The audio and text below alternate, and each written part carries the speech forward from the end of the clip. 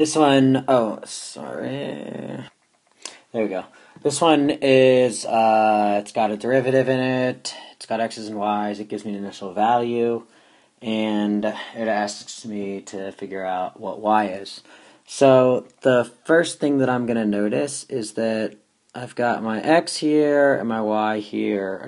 I've got my x here and then I've got a 1 plus y here. And those can easily be separated by dividing by this piece here. Then I would have, well, I could divide by either one, but I could divide by this and get my y's on one side, and I'm going to rewrite my y prime as dy dx to make it so that I can separate my variables.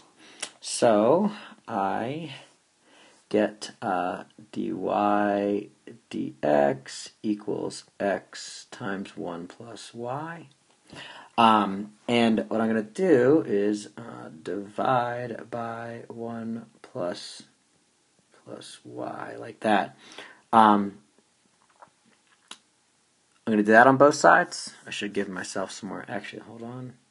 Actually, I'm going to make you watch this. So I'm going to select this junk. And I'm going to grab it and move it. Ooh. All right. So I'm going to divide by y, 1 plus y on both sides. So I do it to the right side to get rid of it over there. I'm going to do it to the left side too. And now what I need to do is I got my y's on the left side. And I need to get my x's on the right side. So to do that, I need to get rid of this guy right here, the dx.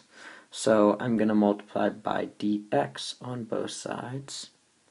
Change that into dx. These guys will cancel, and then get my dx on this side. So that's kind of like a long way of showing how I get to 1 over y, 1 over 1 plus y dy equals x dx.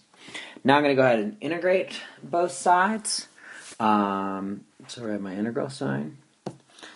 And as I integrate both sides, the left side, you should recognize that that's ln integration right there. So I get ln of the absolute value of 1 plus y equals, and then on this right side, over here, right there, I just get simple power rule. So I get 1/2 x squared plus c. So from here, I have my c. Notice I only put a c on one side. Sometimes I might want to deal with my initial conditions right here, that y of 0 is 10, to solve for this c. But you should see that if I plug that in here, I'm going to get ln of 11, and I really don't want to deal with that if I don't have to. So I'm going to use some of the methods we've talked about to try and change the way this looks. So, whoa, there we go. Okay. Alright, so what was it? Y of 1, was it? Y of 0 was equal to 10. So, what I'm going to do to get to the y is do e to the on both sides. When I do e to the on both sides, my e to the and ln cancel and pump out this. So that gives me 1 plus y equals, and nothing cancels, nothing cancels on this right side, so I just write it as e to the 1/2 x squared plus c. Now, we showed it in class. I don't like that c up there because, once again, it makes it difficult to solve for things for that c value. So what I'm going to do is use some techniques. I know e to the 1/2 x squared times e to the c is the same, or is another way of writing that right there. So I rename that e to the c as my new c, and I call this C1, C1, C1 to indicate that they're different. So what I really have is 1 plus y equals a new c, which is different from this c and that c, times e to the 1/2 x squared. So from here, I can now take care of my initial conditions. Notice if I plug in, and I'm out of space. If I plug in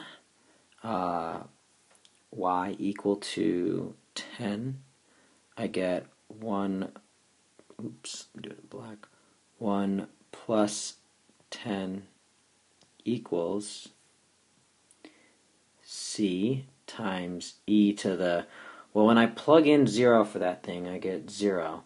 So this e to the 0, well, e to the 0 is 1, so I'll scratch it out because it's really being multiplied by 1, so it's not really there. So you can see that what I get is that c is equal to 1 plus 10, which is 11. c equals 11.